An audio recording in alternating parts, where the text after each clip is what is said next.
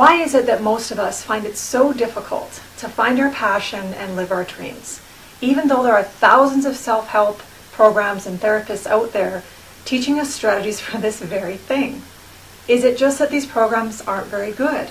No, I actually think most of them are very good, and I've personally learned invaluable lessons from every single self-help program that I've studied. But I've also noticed a couple of problems. The first problem is that most of them are designed to help you find your passion and live your dreams by asking you, what are you interested in? What do you like? What do you think about? What do you talk about? The idea being that if you combine your career, business, and making money interests with things that you actually love, then you're set. And there's a lot of truth to that. But first, you need to find the delicate intersection between your passion and helping people solve their problems so that they'll actually pay you money. And the problem with thinking about what interests you is that it's difficult to make the connection between your actual hobby or interests and what other people need. The first answers that come into people's mind when we ask them this question is, I like sorting my hockey cards. I like singing in my car. I like doing puzzles at my vacation home. And then their brain goes to, and who's going to pay me to do that? Nobody. And what we're missing here is the underlying theme that hobby or activity actually expresses. You may not be just a hockey geek. You may actually crave order and be the kind of person who brings system to the company if you like sorting your hockey cards. If you like doing puzzles, it may not be because you love solving problems. It might be that you tell yourself stories in your head and you're a top-notch storyteller. You're really plugged into the radio station WIFM, What's in It for Me, and it's easy for you to hook people into your topic. Einstein loved nature and music, but not for the same reasons as most people. He had a special ability to identify common patterns across all phenomenon. You know, while other physicists studied light, gravity, space, and time separately, Einstein viewed them all as part of one grand pattern in the cosmos, and that's why he loved them.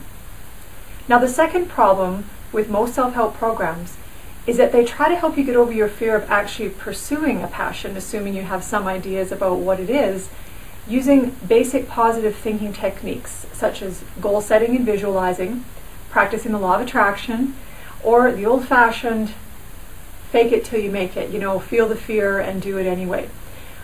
But what they don't address is the emotional programming in your self-image, which is for most people what makes it difficult for them to make any real progress in transforming themselves. The truth is, most of us do not have the emotional programming we need to give us the strong, positive, and confident self-image that is so necessary for living our dreams. We're just not programmed to find the passion and then actually pursue it. So what do I mean when I talk about emotional programming in your self-image? Well, your self-image is the vision of yourself deep in your unconscious mind. It is the complete blueprint of the kind of person you consider yourself to be. Whether you consider yourself charming, business savvy, intelligent, capable, lovable, or self-disciplined, all depends on this self-image. And why is your self-image important when it comes to living your dreams? It's critically important because your self-image is made up of thousands of beliefs, things that you believe to be true. But we know from study after study in psychology and science that we don't believe what we see in this world. We see what we believe. When we think something is true about ourselves, we heavily emphasize any evidence we see that supports that belief, and then we dismiss evidence to the contrary, even if it means we'll lose or fail in the process. I first stumbled upon this concept as an athlete. As a kid, I was really fortunate to play on a powerhouse team that won all the time. But every now and again, we play an underdog team who come out like gangbusters and get a lead. 9 times out of 10, though, they'd find a way to make a mistake and lose the game in the end. You see, on paper, they weren't as good a team as we were, and they had been taught that the best team should usually win. So they felt compelled to make the score consistent with their beliefs, even if it meant losing. I saw this over and over again. Then I noticed that when young athletes suddenly had a growth spurt or a quantum leap in their skills, they rarely won right away, like right after this quantum leap of the skills, because they were relating to themselves out of an outdated self-image. They still saw themselves as behind their idols and related to themselves as younger and less talented than they actually were. When tennis phenomenon Monica Seles played Chris Evert, her idol, for the first time, this is exactly what she did. You know, she remembers Chris was just one of the greatest players in the history of the game, and I watched her from the time I was 7 years old on. Now, of course, Chrissy took the match against me in 2 sets, 6-2, 6-1. I was thrilled. She said I hadn't been shut out. My only goal was to not throw up from nervousness. But less than a year, Seles beat Chris Evert. And you and I both know that it had nothing to do with skills, but rather her learning to relate to herself as she is now, not as she was as a young, insecure tennis player. Now, this pattern of making our results consistent with our self-image doesn't exist just in sports. It's rampant and it's everywhere. You know, just recently I was working with a client, we'll call her Jane, and Jane said to me, people aren't interested in what I have to say. Now, this belief is actually another way of saying people don't experience me as a source of pleasure, which is also the same thing as saying people don't love me and I'm alone in the world. You know, without realizing it, Jane had slowly isolated herself at work and at home. She was playing it safe. She was staying quiet in meetings, not applying for higher level jobs, and avoiding going out even on dates. Of course, she was convinced that it was other people rejecting her. And many people delight in Jane's company, but she was very carefully and consistently editing out that information. She was just not letting it in. She had conveniently overlooked the evidence that people were often interested in her. And there are so many examples of this. The nerdy kid who thinks he's uncoordinated and he quits sports really young. The creative girl who says that numbers are too hard and avoids math class from a young age. The shy loner who believes he's destined to be alone and never asks any girls out for a date.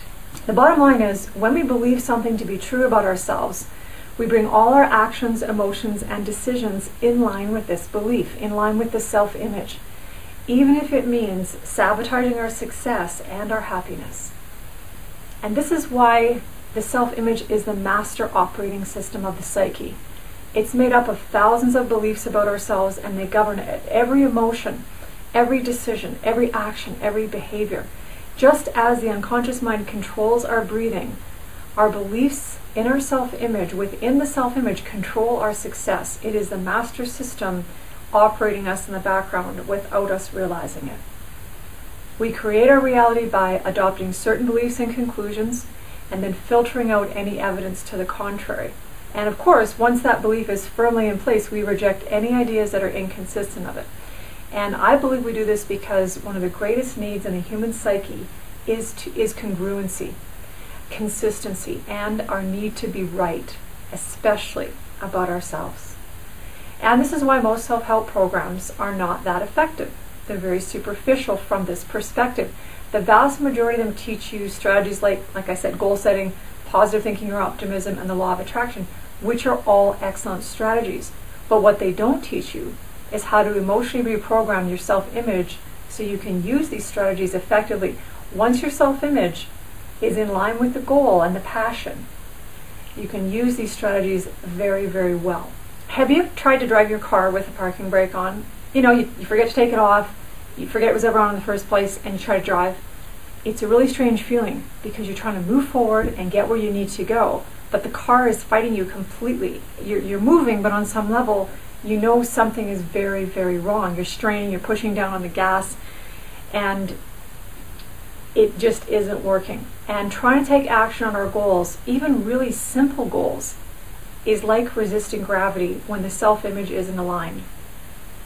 When it comes to living our dreams, the car is you, the gas pedal represents your dream, and the parking brake represents all the self-limiting beliefs and fears that are encoded in that self-image, that are emotionally programmed into that self-image. We can press on the gas all we want, and we will make a little bit of progress. But again, if our self-image is programmed against this passion, against the dream, it's exhausting and it's confusing. Chances are You may already have a pretty good idea of what you're passionate about, but either you don't think you could get paid to do it, or actually doing it doesn't fit in with your self-image. And this is why I say that right now you may not be programmed to live your dreams. The good news is that you can absolutely reprogram yourself for finding your passion and living your dreams now. For today, however, what I want you to do is I want you to go below and I want you to write down your own struggles with both finding your passion and living your dreams. And the best post will win a free scholarship to my upcoming newly revised Live Your Dreams program. Go ahead and post your comments below. Sign up for the webinar. There's going to be a lot of secret stuff revealed, live content that's absolutely free, and I'll talk to you again soon.